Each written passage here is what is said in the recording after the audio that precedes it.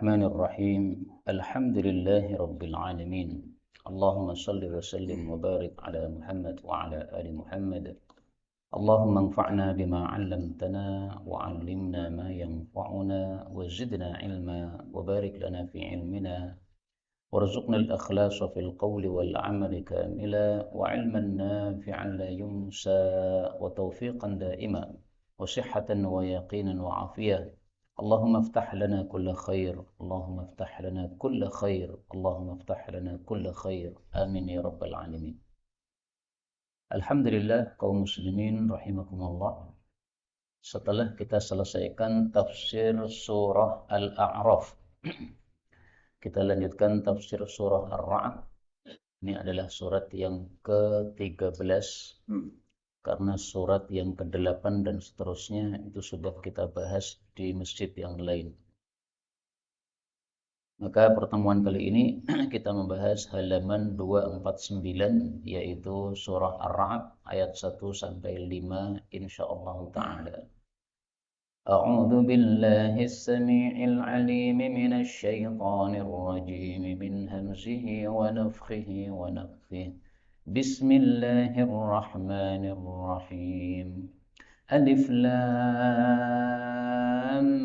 mim ra.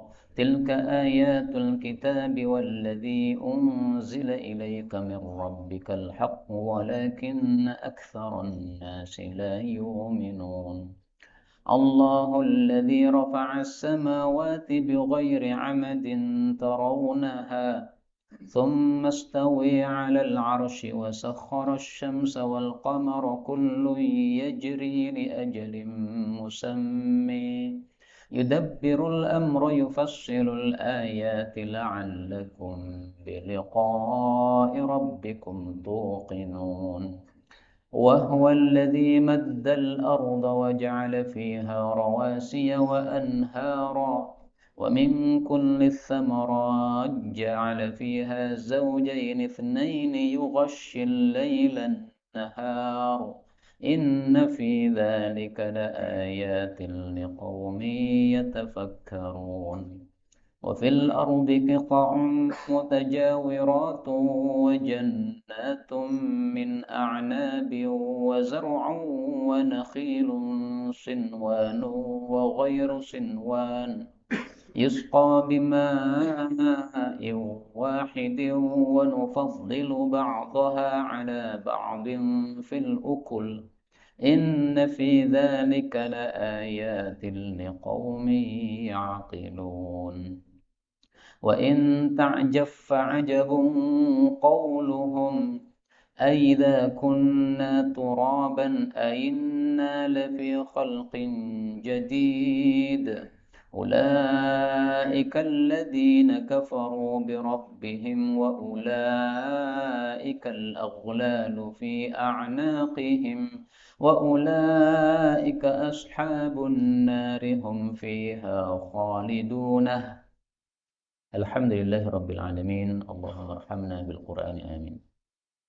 Pada ayat-ayat ini sebenarnya ada beberapa kata yang dapat dibaca dengan dua bacaan, tetapi saya lupa mempersiapkannya, sehingga saya sampaikan di sini yang mudah saja, tapi tidak semuanya. Ya. Misalnya pada ayat ini musamma, ini kalau berhenti boleh imalah ya, musammi. Tapi kalau lanjut tetap fathah. Musamman yudabbiru begitu. Kemudian seperti biasa wahwa qiraah Ibnu Katsir boleh dengan sukun ha wahwa. Kemudian tak ketemu jim as-samarati ja'ala ini boleh idgham as-samarat ja'ala. Kemudian yughshi ini bisa dibaca yughshi. Saya ingat saya ya, tapi nanti dicek lagi ya. Dan maknanya tidak berubah antara yughshi dengan yughshi. Kemudian pada ayat 4 fil ukul, ini saya ingat saya fil ukul dua qiraat, tapi nanti dilihat lagi ya. Kemudian ba ketemu fa ini boleh idgham, ta'jab fa'ajabun. Ta'jab fa'ajabun karena agak susah berhenti pada ba setelah itu fa. Adapun aidza maka seperti biasa ini qiraah Ibnu Katsir boleh tashil Aidza. Ainna juga begitu ya. Ainna. Bacaan kedua namanya tashil. Kemudian khalidun seperti biasa khalidunah. Ini qiraah Ya'qub Al-Hadrami. Ini semua adalah qiraah mutawatirah yang sumbernya dari Sayyidina Rasulullah sallallahu alaihi wasallam, maka semuanya bacaan yang benar. Adapun tafsir ringkasnya, maka Allah Subhanahu wa taala mengatakan pada surah Ar-Ra'du. Ar-Ra'du artinya guntur. Alif lam ra, alif lam ra, tidak ada yang tahu maknanya selain Allah Subhanahu wa taala. Tilka itu adalah ayatul kitabi, ayat-ayat kitab-kitab terdahulu. Walladzi unzila, dan sesuatu yang diturunkan ilaika kepada engkau, yaitu kitab Al-Qur'an, itu adalah mir rabbika, dari pemeliharamu, itu adalah al-haqqu, kebenaran. Walakinna, akan tetapi, aktsaron nasi, kebanyakan manusia, la yu'minun, mereka tidak beriman kepada Allah Subhanahu wa taala. Kaum muslimin rahimani wa rahimakumullah, kenapa surat ini disebut dengan Ar-Ra'du? Ternyata di dalamnya ada kata-kata Ar-Ra'du, yaitu pada surat Ar-Ra'du ayat 13. Wa yusabbihur ra'du, dan bertasbihlah Ar-Ra'du itu. Apa sih Ar-Ra'du? Dijelaskan oleh Rasulullah sallallahu alaihi wasallam. Ar-Ra'du malakun. Ar-Ra'du itu sejatinya adalah malaikat. Min malaikatillahi, dari malaikat-malaikatnya Allah. Muwakkalun bis-sahab, dipasrahi mengurusi awan. Ma'ahu makharik min nar, dia punya pukul-pukul dari api. Yasuqu bihas sahab, yang dia menggiring dengan pukul tadi akan awan. Haitsu sya'allah, kemanapun Allah Subhanahu wa taala kehendaki. Hadis riwayat Tirmidzi sahih. Jadi ar-ra'du yang kita dengar di langit, kalau ada hujan, ada petir, kemudian ada suara guntur, itu adalah hakikatnya malaikat. Dia sedang pukul awan, sehingga muncul bekas pukulan tadi seperti kilat begitu. Kemudian ada suara menggelegar, ini suaranya pukulan dari malaikat tersebut karena menggiring awan sesuai dengan kehendak Allah Subhanahu wa taala. Adapun alif lam ra seperti biasa ya, menurut ulama mayoritas mereka mengatakan tidak diketahui maknanya secara pasti. Sebagian kecil ulama mengartikan alif itu misalnya Allah, lam itu misalnya Jibril, mim itu misalnya Muhammad. Nah, ra ini apa saya nggak ngerti lagi. Tapi tafsiran seperti itu karena kurang kuat tidak usah kita pakai. Kita pakai tafsiran mayoritas ulama saja. Ini yang mengetahui tafsirnya hanya Allah. Adapun fungsinya seolah-olah Allah menantang orang-orang kafir. Kitab Quran ini betul-betul wahyu dari saya. Kalau tidak percaya, buktikan dengan membuat kitab seperti Quran. Kalau bisa. Huruf-hurufnya sama dengan huruf kalian. Ada alif, ada lam, ada mim, ada ra. Tapi kalian tidak bisa menandingi. Berarti menunjukkan betul-betul Quran ini adalah wahyu dari Allah.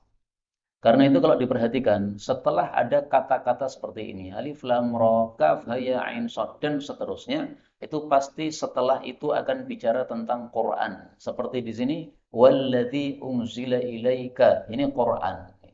Karena ini bicara tentang kehebatan Quran. Quran nggak bisa ditandingi sama sekali. Tilka itu adalah ayatul kitab, ayat-ayat Alkitab. Itu yang dimaksud adalah cerita-cerita yang disebutkan pada surat-surat sebelumnya. Coba dilihat di Quran, surat sebelum Ar-Ra'd itu surat apa saja? Surat cerita-cerita, ya kan? Ada surat Yusuf, cerita Nabi Yusuf, ada surat Hud, cerita Nabi Hud, ada surat Yunus, cerita Nabi Yunus. Nah, maka setelah cerita-cerita itu Allah katakan tilka itu, yaitu cerita-cerita sebelumnya itu adalah ayatul kitab, ayat-ayat kitab-kitab sebelumnya. Artinya, kitab-kitab sebelumnya isinya juga hampir sama dengan isinya Quran. Ada cerita-cerita umat terdahulu juga, sehingga bisa diambil pelajarannya oleh orang yang membaca kitab tersebut.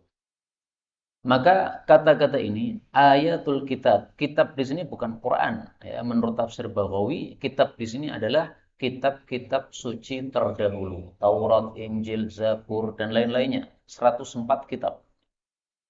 Jadi kata-kata Alkitab dalam Quran kadang diartikan kitab Quran.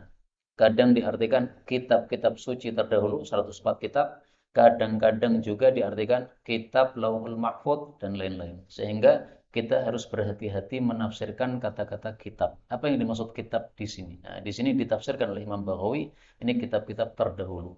Jadi isi kitab terdahulu, isinya diulang lagi oleh Al-Quran sebagiannya. Dan itulah yang disebutkan di dalam Al-Quran surat Thaha ayat 20. Allah mengatakan, mohon maaf, ayat 133. Awalam ta'tihim, bukankah sudah datang kepada mereka orang-orang kafir, bayyinatu ma fis suhufil ula, penjelasan terhadap apa yang ada pada lembaran-lembaran terdahulu. Apa yang dimaksud penjelasan ini? Quran. Jadi Quran menjelaskan isi kitab-kitab terdahulu. Maka itu semakna dengan ayat ini tadi, ayatul kitabi. Kemudian walladzi unzila ilaika min rabbikal haqq, yang diturunkan dari Allah kepada engkau adalah kebenaran. Namanya kebenaran, tidak mungkin salah. Dan ini terbukti. Al-Quran dari awal sampai akhir dicari kesalahan, nggak akan ketemu.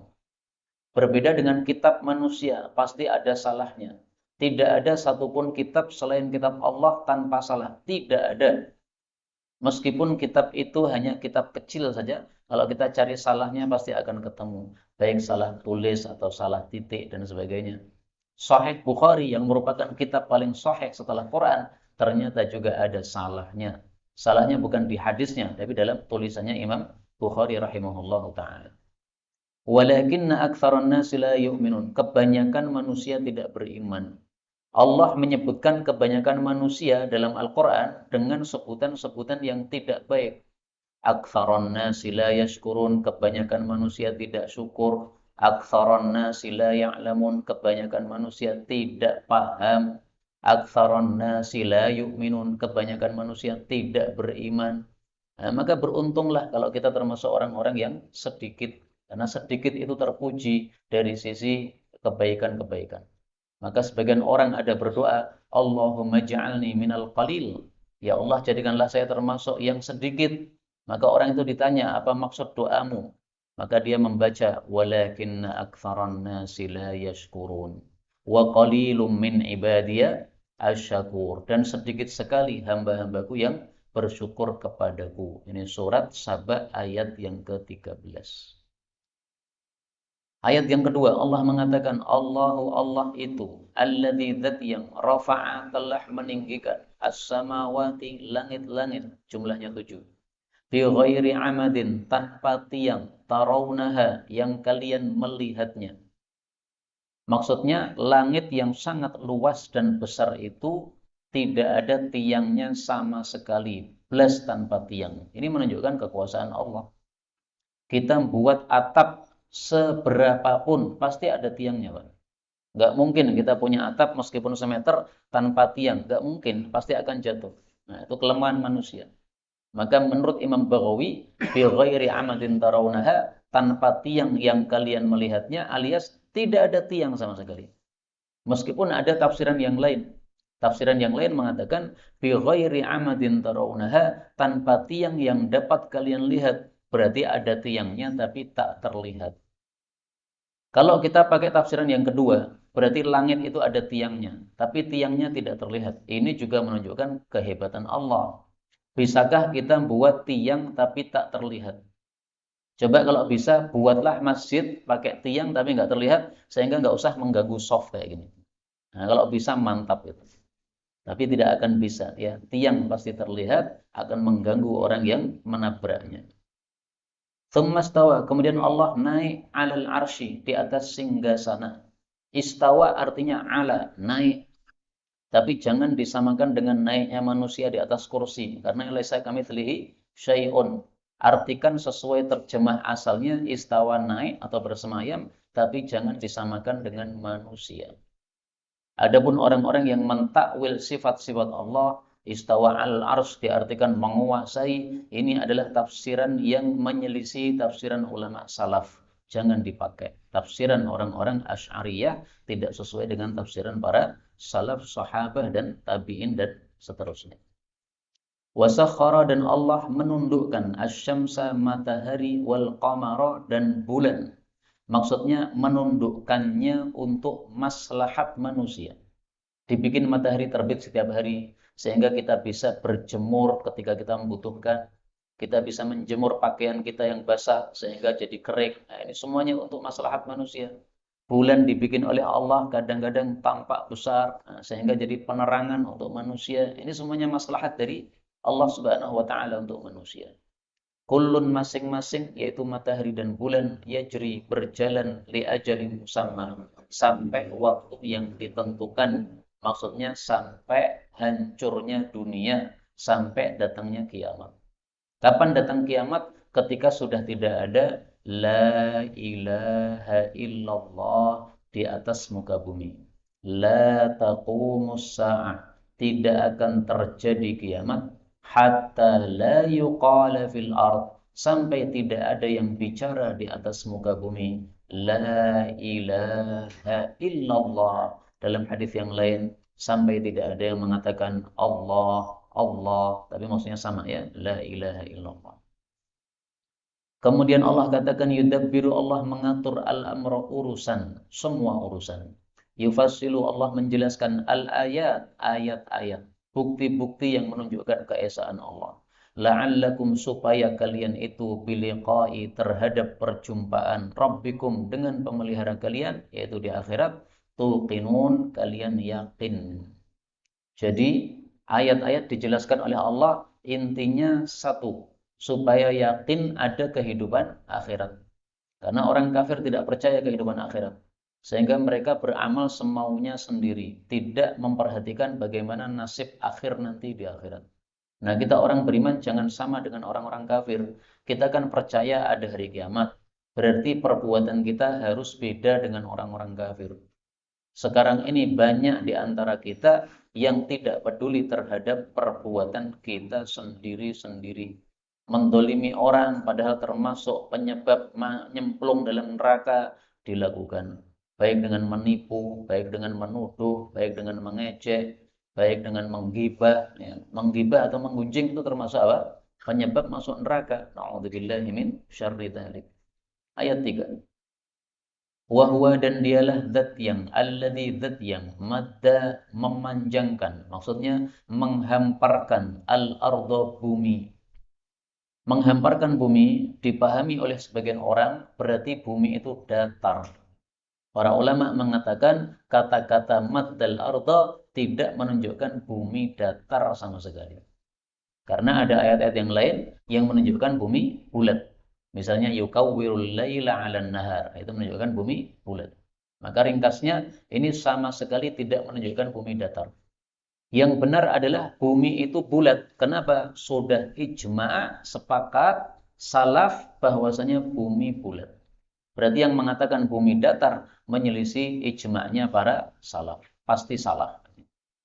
Terus yang dimaksud maddal ardha, menghamparkan bumi, gimana? Maksudnya dimanapun kita berada di bumi, dimanapun, di atas, di bawah, di samping sini, terasa terhampar. Kenapa? Saking luasnya bumi ini. Kalau kita berada di atas bola, maka terasa bola itu bulat karena kecil. Tapi kalau bolanya dibesarkan sebesar-besarnya, maka nanti kita berada di atas bola tadi tidak akan melihat tepinya sehingga terasa terhampar. Wa ja'ala, dan Allah jadikan fiha, pada bumi, rawasiya, patok-patok, maksudnya gunung-gunung, wa anharon, dan sungai-sungai. Ini semuanya menunjukkan keesaan Allah dan menunjukkan nikmat Allah kepada manusia. Karena kalau tidak ada gunung, bumi ini akan goncang terus. Jadi awal Allah ciptakan bumi ini belum ada gunungnya, sehingga goncang terus. Kemudian Allah ciptakan apa? Ke gunung-gunung supaya tidak bergoncang. Apa dalilnya? Mari lihat dalilnya. Ada yang hafal dalilnya? Tamida wa alqa fil ardi rawasiya, Allah ciptakan di bumi gunung-gunung, antamida bikum, supaya tidak bergoncang bumi terhadap kalian. Wa anharan, Allah ciptakan sungai-sungai, wa subulan, dan jalan-jalan, la'allakum tahtadun, supaya dapat petunjuk jalan. Nah, kalau di sini cuma disebutkan gunung sama apa?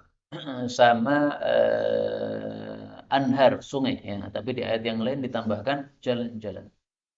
Wa min kulli, dan dari segala jenis ats-tsamarati, buah-buahan, ja'ala, Allah jadikan fiha padanya zaujaini, dua macam, itsnaini, yang dua. Yang dimaksud dua macam ini adalah sepasang, ada betina, ada jantan. Jadi jangan mengira jantan betina itu cuma di manusia dan hewan. Tetapi manusia ada jantan betina, hewan ada jantan betina, bukan malaikat.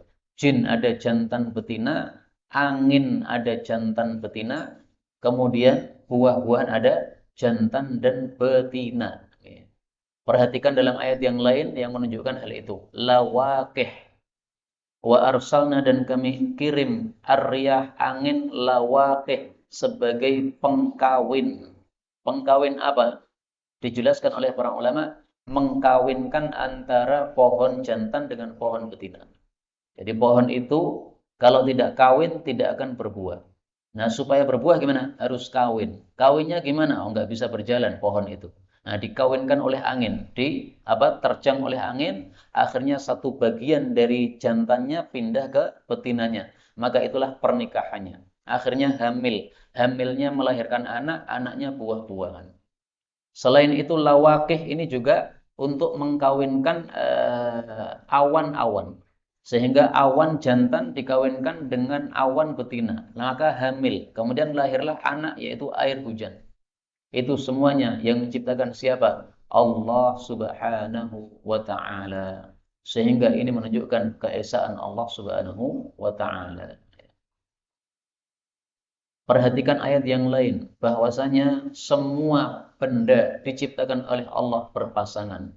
Wa min kulli syai'in, segala sesuatu, khalaqna zaujain, kami ciptakan berpasangan, la'allakum tadhakkarun, supaya kalian mengambil pelajaran.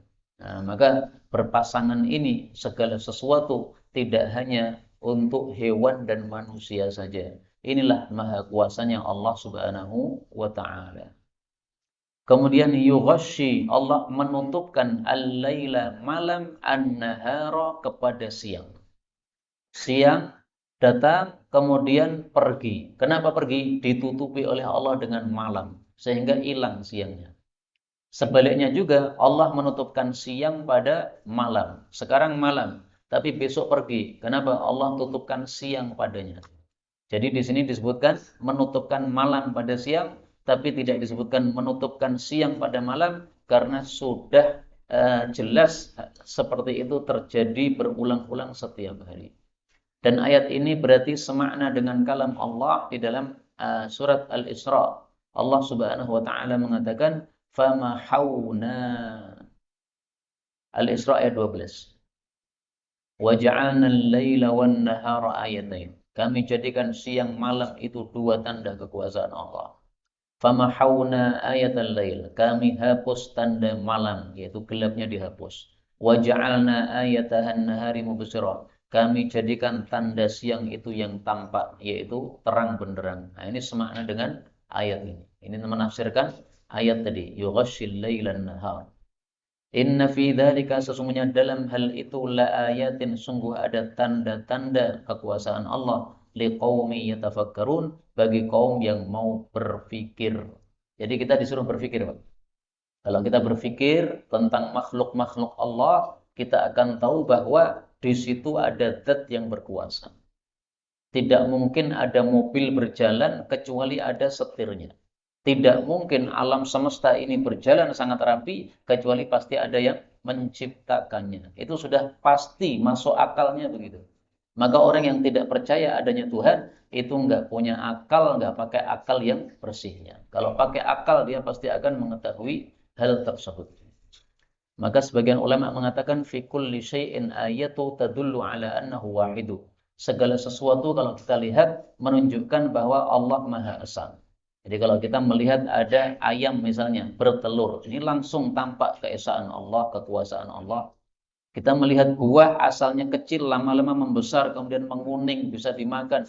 Ini kalau kita melihat dengan mata kacamata Islam, ini berarti menunjukkan adanya Allah Subhanahu wa ta'ala. Bagi orang-orang yang berpikir. Maka kita disuruh berpikir tentang apa namanya makhluk-makhluk Allah Subhanahu wa taala. Sebagaimana sabda Nabi sallallahu alaihi wasallam, beliau mengatakan, "Tafakkaru fi ala illa." Berfikirlah tentang nikmat-nikmat Allah, wala tafakkaru fillah. Jangan berpikir tentang Allah, enggak akan gatuk otak kita kalau mikir Allah, enggak akan bisa sampai. Tafakkaru fi khalqillah, berfikirlah tentang makhluk Allah. Wala tafakkaru fillah, jangan mikir tentang Allah, karena kita enggak akan sampai kepada zatnya Allah Subhanahu wa ta'ala. Sudah separuh halaman kita baca, kita lanjutkan separuh halaman berikutnya. Allah Subhanahu wa taala mengatakan, wa fil ardi, dan di bumi ini ada qita'un, potongan-potongan, yaitu potongan tanah, mutajawiratun, yang berdampingan. Perhatikan kata-kata qita', potongan-potongan tanah. Ini dianggap oleh para ulama kontemporer ini termasuk mukjizatnya Quran. Karena ternyata bumi ini kalau diperhatikan ada lempengan-lempengan. Kenapa ada gempa? Karena gesernya lempengan tadi sehingga terjadi tabrakan antar lempeng dengan lempeng, maka gempa. Nah, Al-Quran sudah membuktikan qita'un, ada potongan-potongan. Jadi tampaknya bulat bumi ini, tapi ternyata ada potongan-potongan. Wa jannatun, dan kebun-kebun, min a'nabin, dari anggur-anggur. Disebutkan anggur karena anggur ini yang paling banyak dipakai oleh orang Arab, dan Quran turunnya di Arab. Seandainya turun di Indonesia, mungkin saja Allah mengatakan wa jannatun min mauzin, kebun-kebun apa? Pisang, ya. Atau apa? Mangga dan sebagainya. Imam Malik itu paling suka makan pisang. Beliau mengatakan ini buah yang paling serupa dengan buah surga. Kenapa? Enggak ada berhentinya buah pisang itu. Enggak pakai apa? Musim. Setiap saat ada. Wazar'un, dan tanaman, wa nakhilun, dan pohon kurma, sinwanun, yang berkeluarga atau berkelompok, wa ghairu sinwanin, dan yang tidak berkelompok. Jadi pohon kurma ada dua macam. Ada yang pohon kurma itu kayak pohon pisang, ada induknya, kemudian samping-sampingnya itu mana beberapa pohon-pohon yang lain. Akhirnya bergabung satu pohon. Beberapa apa? Pohon yang rimbun, asalnya satu. Itu yang dimaksud sinwan. Kalau ghairu sinwan, ini pohon kurma yang berdiri sendiri. Sehingga samping-sampingnya kita lihat nggak ada anaknya, nggak ada teman-temannya. Maka pohon kurma seperti itu yang menciptakan adalah Allah Subhanahu wa taala. Kok bisa dua macam? Padahal yusqa, dikasih minuman, bima in wahidin, dengan air yang satu, yaitu air hujan. Nah, ini maha kuasanya Allah. Air hujannya satu, dari awan yang satu, tapi muncul dua pohon kurma yang berbeda. Satunya ada yang berkelompok, satunya tidak berkelompok. Ini kekuasaan Allah Subhanahu wa taala. Selain itu, wa nufaddilu, dan kami melebihkan ba'daha, sebagiannya, ala ba'din, atas sebagian yang lain, fil ukul, dalam masalah rasa. Jadi air hujannya satu tapi rasanya berbeda-beda. Ada yang pahit, ada yang kecut, ada yang manis, ada yang tanpa rasa, arti alias tidak begitu jelas rasanya. Ini semuanya menunjukkan kekuasaan Allah Subhanahu wa taala. Bahkan satu jenis pisang itu bisa beraneka rasa. Satu jenis yaitu mangga beraneka rasa dan beraneka bentuk. Jadi al-ukul ini bukan hanya rasa, tapi buah dan rasa. Demikian ditafsirkan oleh Al-Baghawi. Sehingga buahnya ada yang besar, ada yang sedang, ada yang kecil. Nah, berbeda-beda.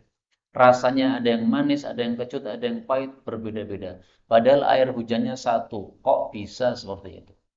Bisakah kita menciptakan seperti itu? Satu bahan, tapi kemudian memunculkan beraneka ragam. Kalau bisa berarti hebat seperti Allah, tapi tidak mungkin bisa. Makanya Allah tutup ayat ini dengan kata-kata, Inna fi dzalika, sesungguhnya dalam hal itu, la ayatin, sungguh ada tanda-tanda kekuasaan Allah, liqaumin, bagi kaum, yaqilun, yang mereka berakal. Nah, tadi disebutkan berfikir, kemudian berakal. Apa sih bedanya fikir dengan akal? Fikir itu, menurut tafsir Al-Baghawi, hari-hari ini saya ngambilnya dari tafsir Baghawi. adalah tasarruful qalbi fi talabi ma'anil asya. Bergeraknya hati untuk mencari makna dari segala sesuatu. Nah, itu tafakkur, fikir. Berarti fikir itu sebenarnya bukan di otak, tapi di hati. Tapi ada kaitannya dengan otak kita. Mikirlah, nah seringkali pakai istilah ke sini kan, mikirlah. Tapi sebenarnya masuk ke hati. Nah, demikian juga al-aql. Akal ini di mana? Apakah akal itu di hati atau akal di otak? Yang benar adalah akal itu hakikatnya di hati, bukan di otak. Kalau tidak percaya, mari kita lihat dalilnya. Ini dalil bahwasanya akal itu di hati. Allah Subhanahu wa taala mengatakan dalam Al-Qur'an, "Lahum qulubun la ya'qiluna biha." Mereka memiliki hati-hati yang mereka tidak berakal atau berpikir dengannya. Pada surat apa? Eh, satu Al-A'raf 179. Mohon maaf, kalimatnya bukan la ya'qilun. Lahum qulubun, mereka memiliki hati-hati la yafqahuna biha, yang mereka tidak paham dengannya. Nah, yafqahun sama dengan ya'qilun, ya, yaitu paham atau berakal. Maka para ulama katakan akal itu hakikatnya di dalam hati. Meskipun ada kaitannya dengan otak, ya, tapi hakikatnya di dalam hati. Ayat yang kelima, Allah mengatakan, "Wa in ta'jab fa'ajabun." Dan kalau kamu heran, maka mengherankan lagi qauluhum, ucapan mereka. Artinya, kalau engkau wahai Nabi Muhammad sallallahu alaihi wasallam heran terhadap sesuatu, maka yang lebih mengherankan itu adalah ucapannya orang kafir. Jadi seolah-olah Allah mengatakan tidak ada yang lebih mengherankan dari perkataan orang-orang kafir yang tidak percaya hari kebangkitan. Apa kata mereka?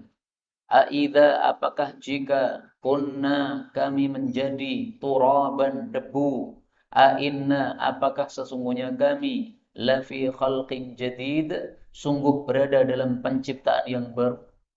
Maksudnya mereka merasa tidak mungkin ada penciptaan ulang setelah manusia jadi debu. Orang sudah remuk jadi tanah, masa terulang lagi jadi manusia. Yang mengherankan dari perkataan mereka ini apa? Yang mengherankan adalah mereka percaya bahwa yang memulai ciptaan adalah Allah. Tetapi mereka tidak percaya bahwa Allah mampu mengulangi ciptaan itu setelah hancur. Nah, ini anehnya di sini. Mana lebih susah, memulai atau mengulang? Semua orang berakal mengatakan memulai lebih susah daripada mengulang. Nah, maka sungguh aneh ucapan mereka. Mereka percaya Allah yang ciptakan segala sesuatu. Tetapi apa? Mereka tidak percaya Allah mampu mengulangi ciptaannya yang hancur. Aneh bin ajaib. Wala in sa'altahum, dalam surat yang lain. Kalau engkau bertanya kepada orang-orang kafir, man khalaqas samawat, siapa yang menciptakan langit-langit? La yaqulunna Allah. Mereka akan mengatakan Allah yang menciptakan. Wala in sa'altahum man nazzala minas sama. Kalau kamu tanya siapa yang turunkan air dari langit, mereka mengatakan Allah. Wala in sa'altahum, kalau engkau bertanya kepada mereka, man khalaqahum, siapa yang menciptakan kalian wahai manusia, la yaqulunna Allah. Mereka menjawab Allah yang menciptakan kami. Nah, ini dalil bahwa orang kafir Quraisy percaya bahwa yang menciptakan manusia adalah Allah. Surat Az-Zukhruf ayat 87. Nah, maka ajaibnya di situ. Percaya Allah yang memulai penciptaan, tapi tidak percaya Allah mampu mengulangi penciptaan. Aneh bin ajaib. Tidak ada sesuatu yang aneh, yang lebih aneh daripada perkataan mereka ini. Kemudian Allah Subhanahu wa taala mengatakan, ulaika, mereka itulah alladzina, orang-orang yang kafaru bi rabbihim, kafir terhadap pemelihara mereka. Jadi orang kafir itu disebut kafir, enggak usah pakai istilah misalnya non muslim. Orang kafir ya kafir. Allah saja menggunakan istilah kafir. Kenapa kita tidak mau menggunakan istilah kafir? Katanya dianggap kalau menggunakan istilah kafir ini enggak toleran. Nah, bukan begitu. Kafir ya kafir, memang sesuai namanya. Wa ulaika dan mereka itu adalah al-aghlalu, belenggu-belenggu fi a'naqihim, pada tengkok-tengkok mereka. Apa kira-kira maksud ayat ini? Mereka itu di tengkoknya ada belenggu. Apa maksudnya? Saya cari dalam kitab tafsir Baghawi enggak dijelaskan. Ternyata oleh Syekh Haumat dijelaskan ay al-atwaq minal hadid, yaitu besi-besi yang membelenggu tengkok mereka. Ay finnar, maksudnya besok di neraka. Jadi maksudnya ini Allah bicara tentang kondisi mereka nanti di akhirat. Di belenggu tengkoknya di neraka. Tetapi bisa ditafsirkan dengan tafsir yang lain, yaitu tafsir surat Yasin ayat 8. Allah mengatakan, Inna ja'alna fi a'naqihim aghlala. Sesungguhnya kami telah meletakkan pada tengkoknya orang-orang kafir belenggu. Fahiya ilal adqan. Belenggunya itu sampai dagu. Fahum mukmahun. Sehingga mereka dangak begini. Orang dibelenggu, tapi belenggunya besar, sampai dangak. Nah itu maksudnya apa? Maksudnya adalah fima nad'uhum ilaih. Ketika mereka didakwai untuk Islam, untuk mempercayai ada kebangkitan setelah kematian, bimanzilatil ladzi fi unuqihi aghlal. Itu seperti orang-orang yang tengkoknya itu terbelenggu, sehingga diajak kemana nggak bisa, menoleh nggak bisa, karena saking penuhnya apa? Tengkok ini dengan belenggu. Noleh kanan nggak bisa, kiri nggak bisa, ke bawah nggak bisa, karena saking penuhnya dengan belenggu. Jadi maksudnya ini ungkapan kiasan bahwa mereka itu nggak bisa dikasih hidayah. Dan tafsir ini lebih bagus menurut saya, karena berarti kita menafsirkan Quran dengan ayat Quran yang lain. Tapi kalau pakai tafsir Haumat tadi juga boleh. Ulaikal aghlal fi anaqihim, mereka akan mendapatkan belenggu di tengkuk, yaitu di akhirat. Wa ulaika ashabun nar, dan mereka itulah penghuni-penghuni neraka. Hum, mereka fiha, di dalam neraka, khalidun, orang-orang yang kekal. Mudah-mudahan semua kita selamat dari api neraka, masuk surga tanpa hisab, tanpa adab. Amin ya rabbal alamin. Sebagai penutup, dua hal. Pertama, ashabun nar dalam Al-Quran semuanya berarti penghuni neraka, yaitu orang-orang kafir. Kecuali surat Al-Muddathir ayat 31. Wa ma ja'alna ashaban nar illa malaika. Nah, di sini ashabun nar bukan penghuni neraka, tapi penjaga neraka. Dan tidaklah kami menjadikan penjaga neraka kecuali para malaikat. Ini kaidah pertama ya. Yang kedua, hum fiha khalidun. Tidak ada yang kekal di neraka selain orang kafir. Ini kaidah. Maka kalau keluar dari kaidah ini, panjenengan bisa menyimpang dari akidah Ahlus Sunnah wal Jamaah. Orang sejelek apapun, kalau masih muslim, tidak kekal di neraka. Berarti dia masuk neraka, kemudian dikeluarkan. Ada sebagian orang mengatakan, yang neraka, neraka tok, surga, surga tok. Nggak ada ex neraka. Ini perkataan non Ahlus Sunnah wal Jamaah. Akidah sesat. Demikian juga orang-orang yang semangat di antara kita mengkafirkan semua ahli bid'ah, sehingga dianggap semua ahli bid'ah itu kekal di neraka. Ini perkataan, bukan perkataan ulama. Lihatlah penjelasan para ulama kita, mereka mengatakan ahli bid'ah dibagi dua. Kalau bid'ahnya sampai kepada kafir, itulah yang kekal di neraka. Kalau bid'ahnya cuma fasik saja, tidak kafir, itu masih bisa masuk surga. Dan ini berlaku untuk semua kelompok bid'ah. Syiah, Mu'tazilah, Murji'ah, Qadariyah, apapun semua ahli bid'ah. Kalau bid'ahnya tidak sampai kepada kafir, berarti masih muslim. Kalau masih muslim, berarti masih bisa masuk surga. Nah, maka sabda Nabi, umat Islam akan terpecah jadi 73 golongan. Satu surga, lainnya neraka. Itu kan bukan berarti kekal di neraka. Bukan. Salah tafsir kamu. Maksudnya diancam ke neraka kalau tidak diampuni oleh Allah. Bisa saja ahli bid'ah diampuni oleh Allah. Kenapa? Dia ahli bid'ah, tapi sungguh-sungguh ibadahnya akhirnya oleh Allah, sudahlah saya maafkan saja. Misalnya, ya. Demikian juga ahlu sunnah disiksa oleh Allah, bisa. Kamu sebenarnya ahlu sunnah, akidahmu sudah benar, tapi kamu ahli maksiat. Kamu suka berbuat maksiat ketika sendirian, misalnya. Nah, maka disiksa oleh Allah Subhanahu wa taala sampai habis dosa-dosanya. Bisa saja. Jadi kita jangan terlalu pede gara-gara kita ahlu sunnah sehingga kita katakan semua ahli bid'ah kekal di neraka. Itu perkataan tidak benar. Inilah yang dapat disampaikan betul dari Allah. Kalaupun ada salahnya, fa astaghfirullahaladzim li wa lakum walhamdulillahi rabbil alamin. Sisa waktu kalau ada pembahasan dipersilakan.